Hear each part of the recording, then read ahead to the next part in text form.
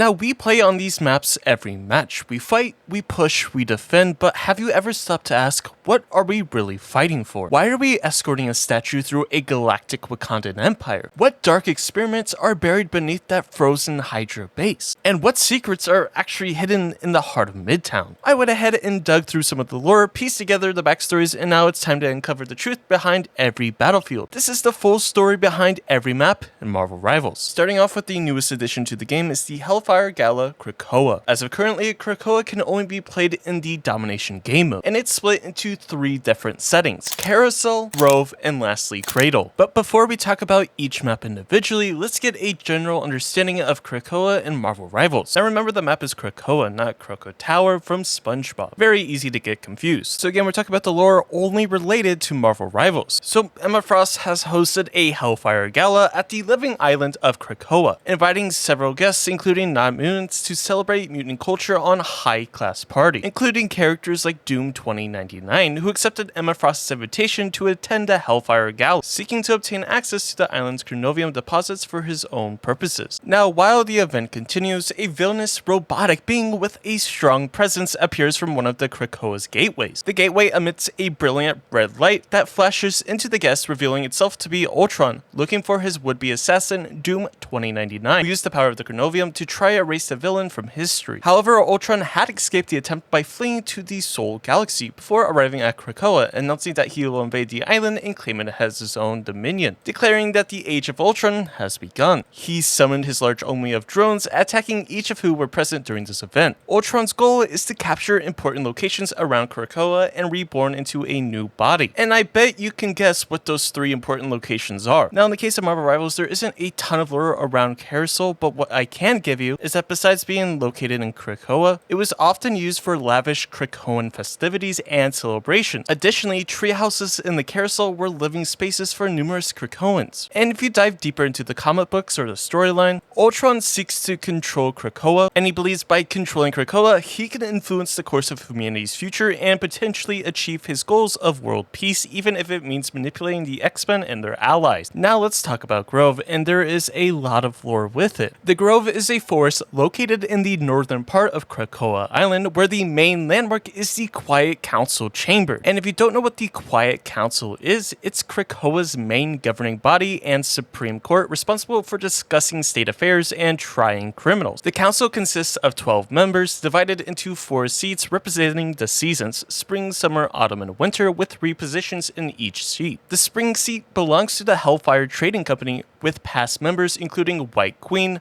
Black King, and Red Queen, while the summer seats belong to moderate members of Mutant Society, mainly held by X-Men members including Storm, Nightcrawler, Jean Grey, and Colossus. The autumn seat is held by major mutant leaders with past members including Professor X, Magneto, Apocalypse, Destiny, and Hope, while the winter seat is held by radical mutants with past members including Mystique, Mr. Sinister, Exodus, and Black Queen. The living island of Krakoa itself is also part of the Quiet Council, with the mutant Cypher serving as its translator and spokesperson. Now, you can also see this because the map features statues of 4 council members: Storm, Magneto, Professor X, and the White Queen. In the Marvel Rivals universe, Emma belongs to the winter seat. The landscape behind the statues of Storm, Magneto, and White Queen correspond to their respective seats. At the base of Professor X's statue lies the Vultus Glade, also known as the SANCTUM, which is the teleportation circle created from Rockslide's remain in X Factor V4. I probably said that wrong, I'm sorry. There's also something known as the Ecdemos habitat, also known as the Sextant. Probably also mispronounced that, don't hurt me, but it refers to the 6 major habitats and surrounding structures located in northern Krakoa. This area serves as both residence and educational facilities for different generations of young mutants. The Alpha habitat belongs to the New Mutants, Beta habitat to the students of the Frost Academy, the Hellions, Delta habitat to the Generation X, Omega habitat to the Mutant Liberation Front, and the Sigma habitat to the students from the Wolf School era, and Zeta habitat to students from the New X-Men era. Now, if you knew that or didn't know that, let me give you one thing that you might seem a little bit interesting to you.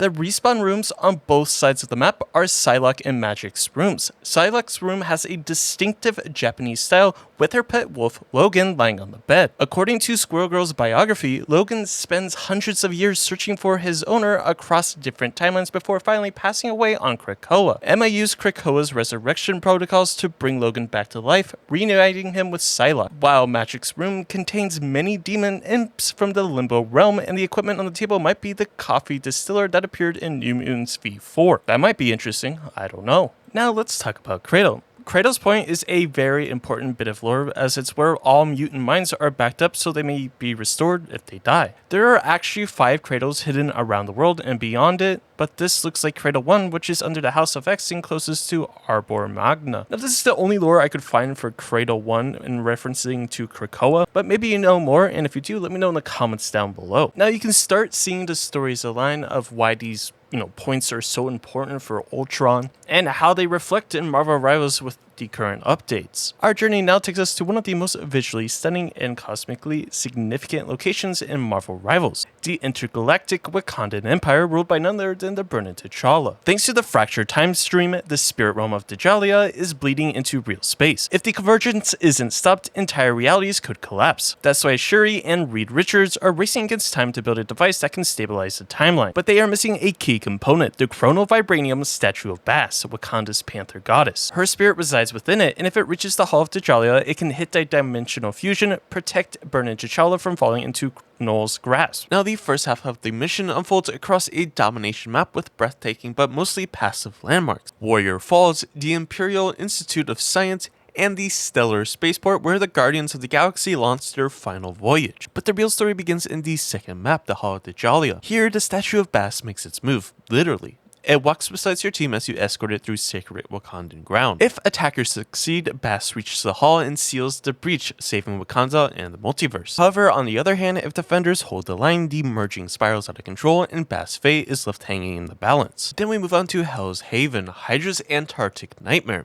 Deep beneath the frozen wasteland of Antarctica lies a Hydra stronghold known as Hell's Haven, a trilogy of maps where time itself is unraveling. Temporal anomalies are tearing through the polar regions, and Bucky Barnes is dispatched to uncover the cause. Unsurprisingly, Hydra is already 2 steps ahead in conducting experiments that blur the lines between science, sorcery, and madness. The first exposes their grotesque super soldier experiments, the second reveals a massive facility churning out an unknown serum, possibly a new breed of enhancement, and the third, it gets darker. Hydra is opening a rift, an interdimensional portal, summoning something ancient, massive, and very much not human. If you pay close attention, you'll spot the creature lurking in the distance after the first capture point. It's a shadowy form coiled in the void watching. The outcome depends on the battle. In one ending, a brainwashed Bucky assists in summoning and the creature begins to breach our world. In the other, the portal collapses just in time, trapping the monstrosity on the other side, at least for now. Hydra may have failed, but when time is broken and monsters wait behind the veil, failure might not just be part of the plan. MIDTOWN, aka Central Park, also has some rather interesting lore. The Fantastic Four aren't just roaming around New York for fun. They're on a mission scanning the city for scattered pages of the Darkhold, fragments of one of the most dangerous tombs in the multiverse. Why? Because another group, Moon Knight, Iron Man, and others who call themselves the Eternity Knights, plan to use those pages to cast the Mantis Formula, a spell powerful enough to wipe out all the vampires in existence. This is where the Blood Soldier Winter Soldier comes from, the Eternity Knights. Now, what's the problem with wiping out all these vampires? Aren't they all monsters? Well, many of them were innocent civilians turned during Dracula's bloody takeover of New York. The Fantastic Four believes that unleashing the Mantis Formula would be mass murder, not salvation. So MIDTOWN becomes a battleground, 2 factions racing to control the Darkhold, each convinced they are doing the right thing. Now, this conflict continues into Central Park, our map setting. The attacking team, led by Squirrel Girl and backed by the Fantastic Four, launches a rescue mission to save Ratatoskor. Now, I know I said that wrong, don't hurt me. The Cosmic Squirrel, whose capture was detailed in Squirrel Girl's lore. Now, you might be asking, why him? Because his enchanted horn can pierce Dracula's magical blood Chronovian shield, something no one else can do. If they can free this squirrel, they can finally confront Dracula and bring his Eternal Night to a complete end. Now, on defense, players take the role of the Eternity Knights. They've been teleported into this dimension using magic with one goal: stop the offensive team before they reach Dracula. Why stop them now? Because the Fantastic Four already won the battle for MIDTOWN, and most of the Darkhold is now in their hands. All except for one critical page, the Vampiric Versus, which Dracula still holds. If the Eternity Knights can halt the attackers here, they can steal the Montes formula and combine it with the last page, completing the spell and ending the vampire threat forever. Now, there's two different endings at the end of the match. Both outcomes leads to Dracula's downfall, but how it happens depends again on who wins the match. If the attackers succeed, Torskor pierces the shield, daylight breaks through, and Dracula is finally slain. If defenders prevail, Moon Knight gets the Montes formula, casts the spell, and purges all vampires from New York. Either way, it feels like a win for the heroes, but that's just the surface. But believe it or not, the real mastermind behind this plan was actually Doom, because lurking behind the scenes of all this is Dr. Doom. Turns out Doom orchestrated the entire war. He gave Dracula the Blood Carnovian to ignite the conflict, knowing it would lure in heroes like Strange, Wanda, and the Fantastic Four. And once they inevitably brought all the Darkhold pages to one place, Dracula's castle, Doom struck. He steals the Vampiric Versus, he steals the Blood Carnovian, and he siphons the lifeblood of every vampire left standing to fuel an even more powerful version of the Blood Carnovian, one stronger than anything Dracula ever wielded. It was never about saving the world, it was never about the Darkhold, it was always about Doom, playing everyone and winning. We see this whole scheme laid out in the Plans Within Plans gallery card. Far beyond the stars lies Clintar, a living, withering prison built to contain the uncontainable, the god of the symbiotes, Null. Wakanda picks up strange energy readings from the planet's surface, not just dark, primordial. In response, they send the Guardians of the Galaxy to investigate. And who better to guide them than Venom himself, a former pawn of Null, now desperate to stop his creator's return. But this isn't just recon. Something or someone is trying to deliver a celestial soul to Null's resting place. With it, the god of the abyss could finally awaken. And if it does, the universe doesn't get a second chance. So the battle unfolds across the blackened terrain of Clintar. The Guardians and Venom stand on defense, fighting the halted convoy before it reaches the apocalyptic destination. If the defense holds, Venom turns the tide, seizing control and preventing Null's rebirth. However, if the attackers succeed, the convoy completes its journey and the god in chains awakens. And then the dramatic final cutscene, the one that looks like the Guardians' triumph in slow motion, that's actually their failure. Their soul is delivered, Null is free. Not every ending is a happy one, not every win looks like a win. Welcome to the neon-lit skyline of 2099 Tokyo, where two battlefields, Shin Shibuya and Spider Islands, form a continuous war zone in the heart of a civil war. The city is torn not by politics, but by prophecy. At the center of it all, Spider-Zero, rebel of the future, and the Master Weaver, guardian of the web of life and destiny. A dimensional rift has erupted above Tokyo, flooding the network of realities with unstable energy. The Weaver wants to harness it. Spider-Zero says it must be closed before it collapses everything. When she tries to intervene, she's cast out in prison, and now she's breaking free. The first front is Shin Shibuya. Offensive players must rescue Spider-Zero from a suspended energy cage and escort her along with her high-tech spider car through propaganda-filled streets controlled by Public Eye and Alchema Max. Now, these aren't just any ordinary neon signs, they're actually mind control. Along the way, you'll pass the cryopod that once held the Captain America himself, hidden beneath Alchema Max's glass towers. The destination, the Budokan Arena, where Spider-Zero can open a portal to the sky. If the offense breaks through, she launches towards the heavens. If the defensive holds, the Weaver descends, reclaiming his prize. But this is only half of the story. Spider Islands begin in the clouds on the skybound fragments of reality strung together by Spider Silk in shattered timelines. Here, the final push begins. Spider-Zero races to bring the convoy to the Shrine of the Weaver, the one place where the rift can be sealed forever. Amidst the battle, something colossus lurks, the Weaver's titanic mech spider form. Draped across the web like a deity of code and destiny, blink and you'll miss it, but it's always watching. If the offense prevails, Spider-Zero uses her own strand of web magic to seal the rift and restore the balance. On the other hand, if the defensive side wins, the Master Waver absorbs the raw energy into the weapon itself, rewriting fate on a cosmic level. Tokyo 2099 isn't just a battleground, it's a war over who gets to decide the future of the multiverse. Our journey continues into the Golden Realm of Asgard across two linked battlegrounds, Royal Palace and whatever path. I don't know how to pronounce the name, so I'm going to go with it. It's the Convoy Loki map. Now, these aren't isolated skirmishes, they're chapters in a single war for the fate of time itself. The story begins with a coup d'etat. Loki, ever the trickster, has struck a dark bargain with Hela, seizing control of the World Tree. His first move is to exile Thor to Midgard. His goal,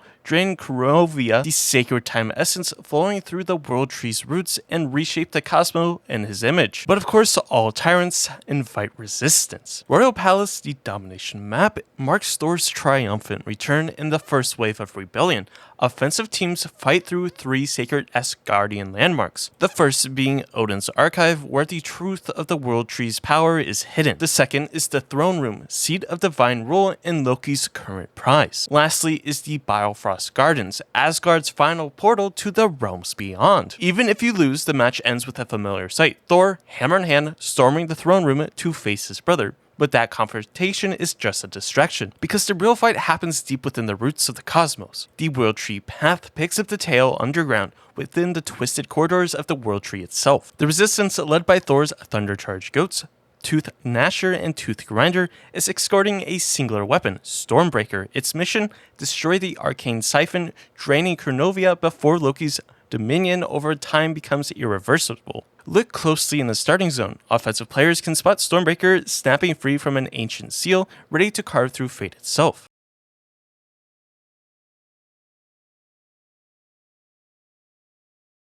If the offense succeeds, Stormbreaker smashes the siphon, severing Loki's hand on the World Tree. If the defense prevails, Loki's laughter echoes through the sky as he absorbs more Krakoa, his twisted future secured. Asgard isn't just under siege, time itself hangs in the balance. Now again, if I mispronounce anything, I deeply apologize. I am terrible at pronouncing things. Even if I practice a couple times, I still do it. Now the last, and certainly not least in the map currently, is the Sanctorum, and it's the only map inside the fractured domain of Doctor Doom. And at the center of it all, Doctor Strange, lost within the astral plane, hiding the Darkhold, a cursed tomb of unimaginable power from the clutches of Doom. But Doom isn't the only one after it. Enter Khonshu, the moon god, with his own ancient agenda. He finds Strange and challenges him to a celestial game, an ageless duel to intellect and fate. Strange wins, but Khonshu doesn't take defeat lightly. He lashes out, attempting to seize the Darkhold anyway. The clash threatens to tear the astral plane apart